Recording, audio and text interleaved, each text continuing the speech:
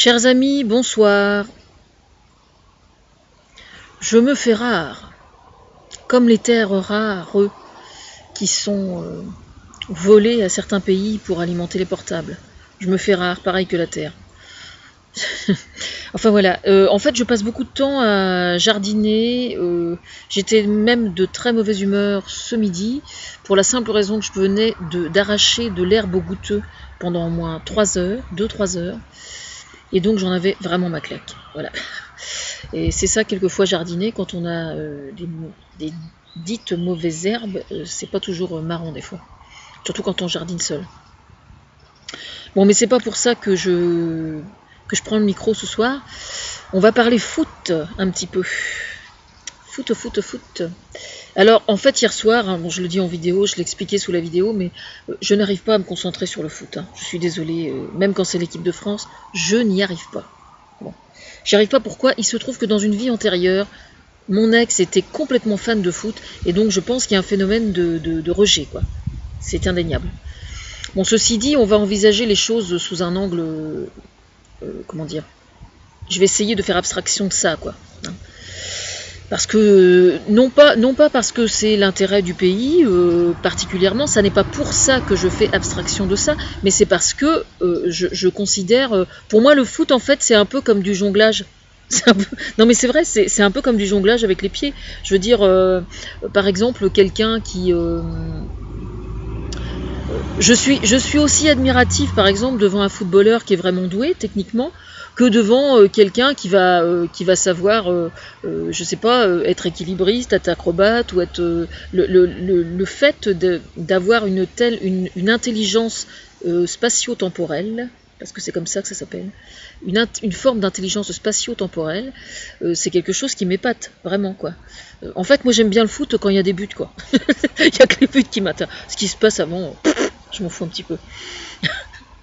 Bon, il y a un aspect par contre, alors en fait il y avait eu un reportage de fait il y a quelques semaines que j'étais censée récupérer pour travailler le sujet et que j'ai pas trouvé le temps parce qu'évidemment comme je dois être sous tous les angles, je peux pas être partout, mais je vais tâcher de le retrouver. C'était une émission sur une équipe de foot dans le nord de la France. Alors je ne vais pas citer la ville parce que je pense que je risque, j'ai quand même une chance sur 2 de dire une connerie, donc je ne vais pas citer la ville, mais je vais retrouver le reportage et je vais le mettre dessous. Alors de quoi s'agissait-il? Il s'agissait d'une équipe qui se trouvait dans une ville qui était sinistrée par le chômage, justement. Du côté de Florange, par là, c'était une région minière, anciennement minière. Et donc ce qui était très intéressant en fait, c'est que ça montrait à quel point une équipe de foot dans une ville peut effectivement être un ciment et maintenir le moral des troupes, quoi, d'une certaine façon. Voilà, sur le plan régional et sur le plan national aussi, bien évidemment. Alors, sur ce point-là, moi je suis bien évidemment tout à fait pour, à partir du moment où ça aide les gens à se sentir mieux, où c'est prétexte à se réunir aussi, à faire des bouffes, à se rencontrer entre copains et tout. Moi je trouve ça vachement bien, enfin je veux dire, je n'ai absolument rien contre. Voilà, ça c'est fait, mais donc ça c'est valable pour n'importe quelle vie associative et pour n'importe quel sport collectif en fait, hein. Mais c'est vrai que la troisième mi-temps, j'ai plutôt tendance, en matière de religion, j'ai toujours eu plus de faible pour les travaux pratiques que pour la religion en elle-même. Et bien, dans le domaine du sport collectif, je crois que c'est un petit peu pareil en fait. Je suis beaucoup plus intéressée par la troisième mi-temps que par le jeu lui-même. C'est comme ça. Bon, ceci dit, j'ai quand même, hier soir, j'ai travaillé très tard. Et donc j'ai chopé quand même sur mon mur que la France avait gagné 3-0. Donc ce matin quand même je suis allée voir les buts, etc. Et donc évidemment il y a des gens qui se trouvent là pour gueuler, mais bon ça c'est bien normal. Alors j'ai vu notamment que alors François Hollande, qui aime beaucoup le foot véritablement, je tiens à le préciser, ça n'est pas une manœuvre politique, il aime vraiment le foot, et donc il commente. Et alors évidemment ce matin il se trouvait bien évidemment des gens pour critiquer le fait que François Hollande fasse le commentateur de foot. Voilà.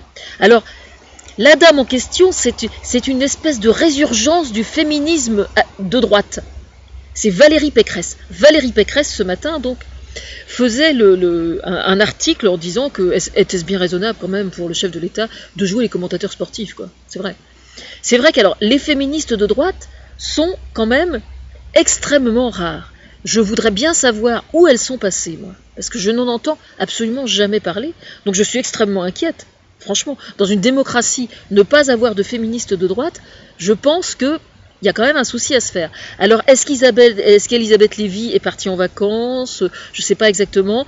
Bon, elle doit se faire des bouffes avec Becbédé, peut-être. Alors, je suggère à Frédéric Becbédé de se mettre sur le coup, qu'il les trouve, ces féministes de droite, qu'on sache enfin si ça existe. Ou alors, est-ce que c'est une voie véritablement en voie d'extinction, comme le sont le panda, les tigres, etc., etc.